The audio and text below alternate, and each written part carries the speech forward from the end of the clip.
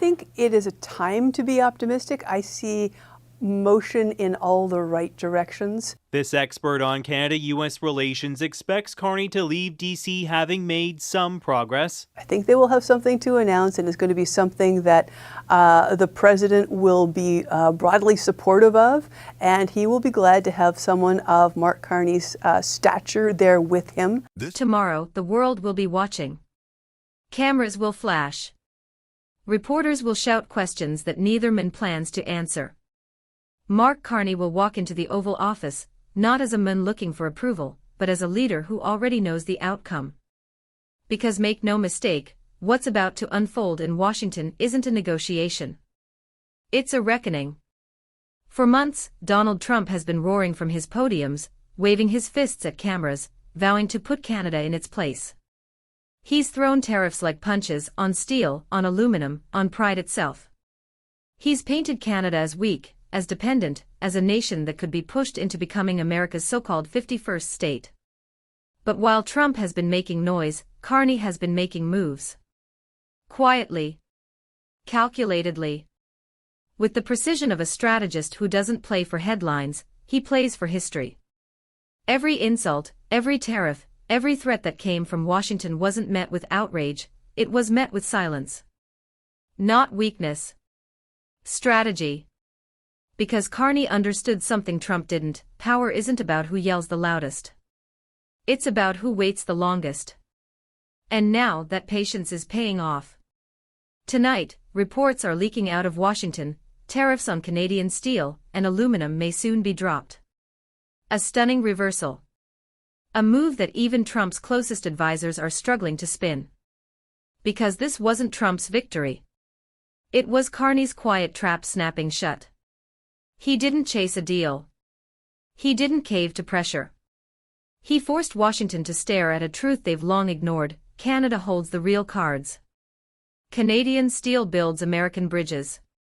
Canadian aluminum drives American cars. Canadian energy powers American factories. The backbone of the U.S. economy doesn't end at the border, it begins there. And while Trump's tariffs were meant to break that link, all they did was expose how fragile America becomes without it. Before moving forward, hit subscribe button, because this story is only getting started. Factories in Michigan slowed. Prices in Ohio spiked. Construction projects in Texas stalled. The tariffs didn't bleed Canada, they bled America. And as that reality set in, the world saw something remarkable. A U.S. president who loves to threaten was suddenly the one losing leverage. That's the quiet brilliance of Carney's strategy. He didn't need a press conference. He didn't need to posture or provoke. He simply outlasted the storm until Washington realized the damage wasn't across the border, it was at home. And now, on the eve of their second Oval Office meeting, Carney walks in not as the one asking for mercy, but as the one holding the blueprint to restore balance. Trump can posture all he wants. The numbers don't lie, and neither do markets.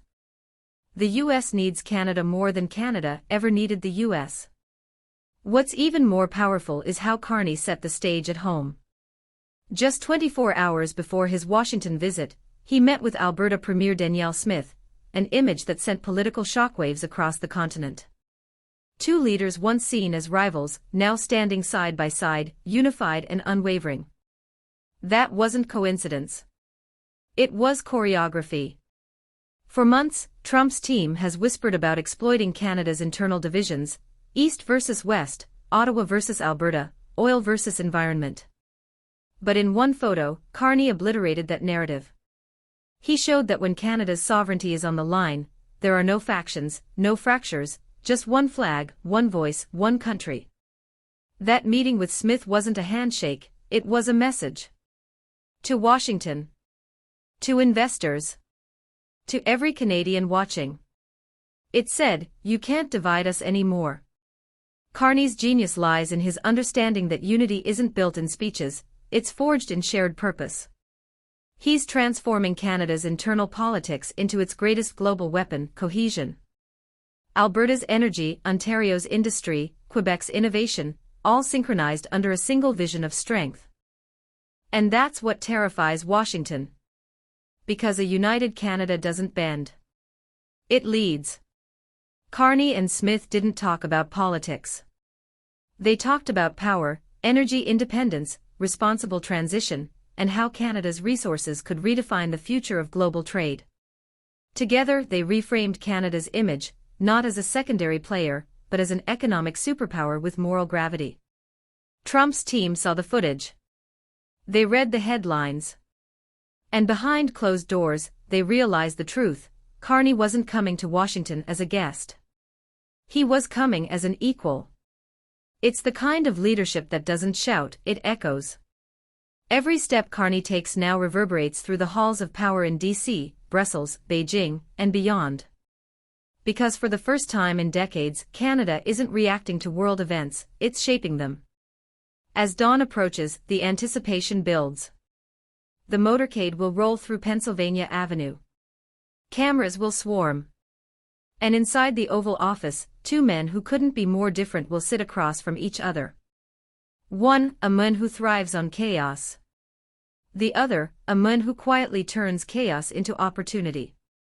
Trump will try to dominate the room with his trademark bravado. But Carney will meet it with silence, the kind that unnerves even the loudest opponent. Because silence from a man in control is louder than any threat. And that's the real story here. It's not about tariffs. It's about transformation. Carney has taken Canada from a defensive posture to a commanding one, without firing a single political shot. He's proving that calm doesn't mean complacent, and that true strength doesn't need to shout to be heard. Tomorrow's meeting won't be a clash, it'll be confirmation. The world will finally see what's been building quietly for months: Canada has stepped out of America's shadow. And when Carney steps into that room, he won't just be representing a country. He'll be representing a new era. The doors close. Cameras fade. For a brief moment, the Oval Office falls silent. Only two men remain: Donald Trump, the master of spectacle, and Mark Carney, the master of silence. Trump leans back in his chair, a forced smile on his face. The man who loves control suddenly feels it slipping. Across from him, Carney sits straight, calm, deliberate, the kind of calm that unnerves anyone who lives on chaos. Trump starts the conversation the only way he knows how: by talking. He circles around his favorite themes: American strength, unfair trade, and how no one's been tougher on Canada than me. It's a performance, a familiar one. But today, it feels rehearsed. Hollow. Because behind the noise, both men know the truth: the tariffs failed. Carney doesn't interrupt. He lets the words hang in the air, heavy and empty. Then, when Trump finally pauses, Carney speaks, measured, precise, and devastatingly clear. He reminds Trump that Canadian steel didn't buckle. That Canadian industries didn't collapse. That the real damage landed south of the border, in factories now sitting idle, in supply chains that snapped, in workers who suddenly realized how much they depended on the country Trump tried to corner. Carney doesn't gloat. He doesn't need to. Every fact he delivers is a mirror, and Trump doesn't like the reflection. Then comes the turn. Carney shifts the conversation from damage to opportunity. He lays out what Canada is prepared to do, not to appease Washington, but to reset the balance of North American trade. It's not a plea. It's an offer of strength. A roadmap to rebuild what Trump's policies broke. He talks about the new trade corridors forming between Canada and Europe, the alliances being forged with Asia, the shift of global capital flowing north. The world is changing, Carney says quietly, and Canada intends to lead where others hesitate.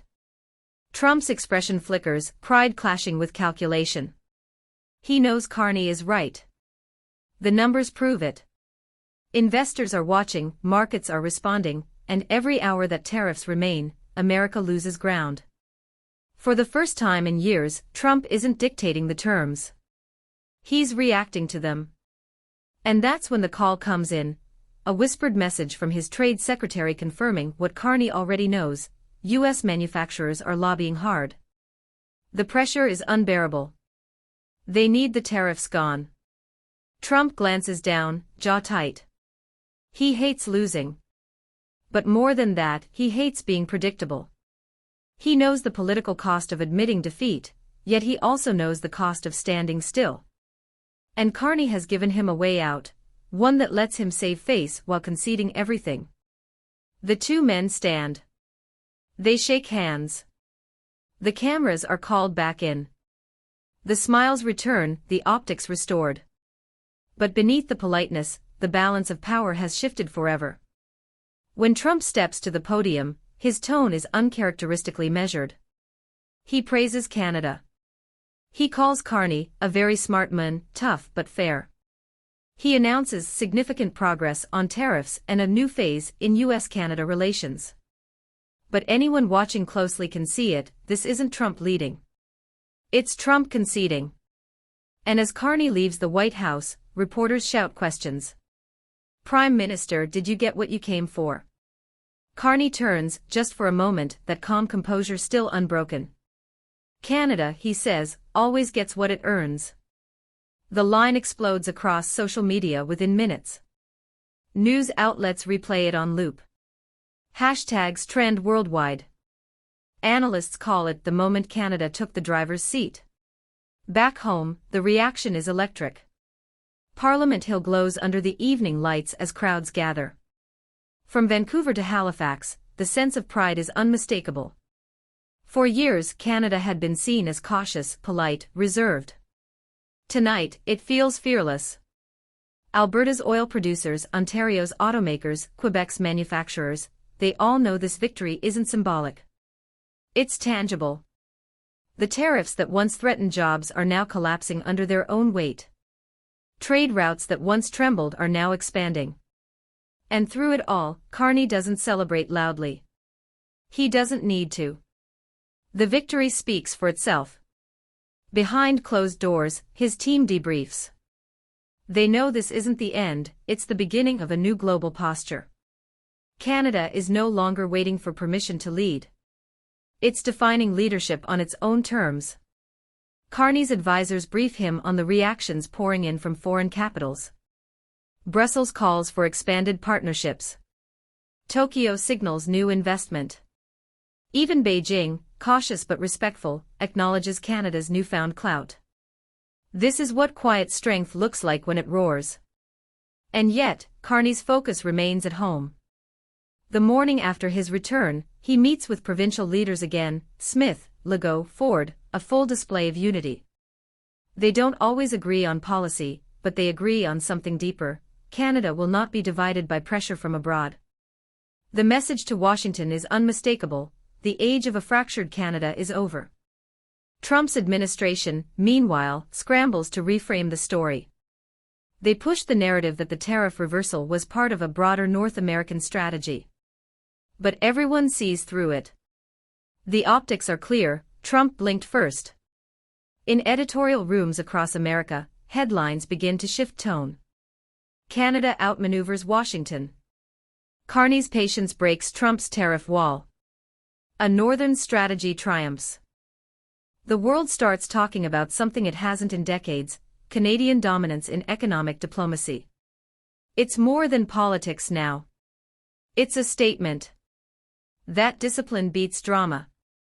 That strategy beats showmanship. That quiet, when wielded by the right leader, can shake the loudest rooms on earth. And that's exactly what Carney has done. Days later, the markets reflect it. Canadian exports surge. The loonie rises. International confidence in Canada's leadership skyrockets. Even U.S. investors start pivoting north, drawn by stability and vision, two things increasingly rare south of the border. In Ottawa, Carney walks through the corridors of Parliament Hill, the buzz still lingering. His aides discuss new opportunities, new leverage, new ways to build on the momentum. But Carney remains grounded. He knows this victory wasn't about beating Trump. It was about proving a point, that Canada's future doesn't depend on being America's shadow. It depends on believing in its own light. That's why, when asked by a reporter if he considers the Oval Office meeting a personal win, Carney just smiles and says, "It's a win for Canadians, every worker, every province, every person who never gave up." And that's what makes him dangerous, not to his allies, but to anyone who underestimates him. Because he doesn't fight for headlines. He fights for outcomes. In a world where noise dominates, Carney has made silence powerful again. Tomorrow, the news cycle will move on. Washington will spin its story. The next controversy will take center stage. But somewhere beneath all the noise, history will quietly record this moment, the day Canada stopped being the polite neighbor and became the power broker. Trump's legacy will be remembered for its bluster. Carney's will be remembered for its balance. Canada debates.